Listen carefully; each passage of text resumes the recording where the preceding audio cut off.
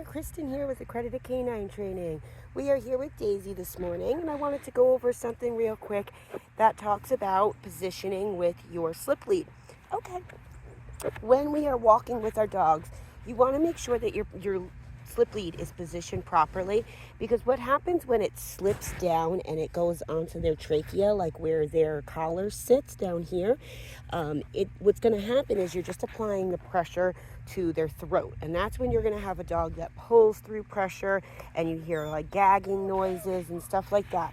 What you want to do when you're using your slip lead is it should be positioned properly, which is up high around their skull. So framing their skull as high up as you can get it. Right? So right at the base of their ears is where you want it to sit, and high up on their underneath, not on their throat.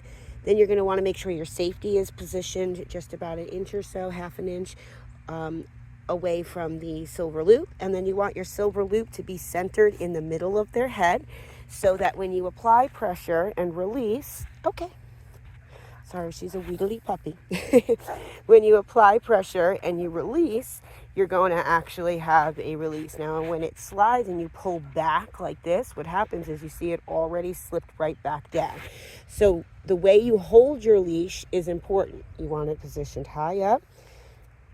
So you can see as soon as I positioned it properly and that pressure turned on, she went into a sit position, because she's been trained to sit on pressure, and pressure releases as soon as her butt hits the ground.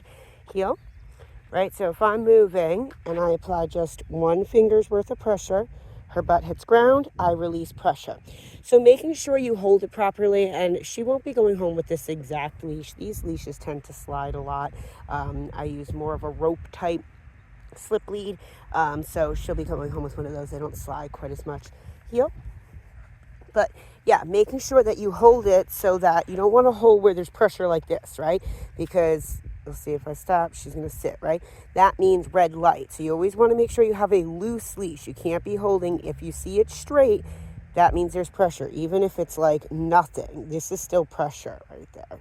Okay, and then that's no pressure. So you always want to make sure that your arm is just down and relaxed. You don't want it up and like tensed at all. You don't want to close your hand around the leash. You don't want to wrap it around your hand. You want it just resting on your fingertips like this. Yep. So that when she goes slightly ahead, I can apply pressure. She sits, pressure releases. Yep.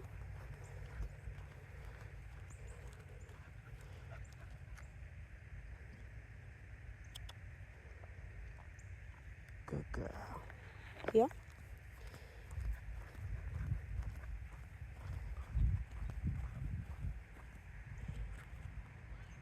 So you can see it slid a little bit. See how she's not sitting quite as fast? Watch. Position it properly. See how fast that was? So dogs have pressure points in their skull and in their muzzle. And when we do pressure and release with a slip lead, we're applying the pressure to those pressure points. If you're not positioning it properly, it's not going to work properly, because you're not applying the pressure to the pressure points. You're applying the pressure to her trachea, which is in turn just going to make her gag. Heel. So just pops to say pay attention. And we keep moving with pops. So a lot of times what people want to do is pop and then stop moving. But a pop means we keep moving together, right? So I'm saying, hey, pay attention. I'm moving this way. You didn't realize. Right? Hey, pay attention. I turned. Pay attention. Right? Now, if you want to do a red light, then you stop moving. Pressure totally on. Pressure off. Heel. So you can see how it's starting to slide already. And the silver loop is all the way down there.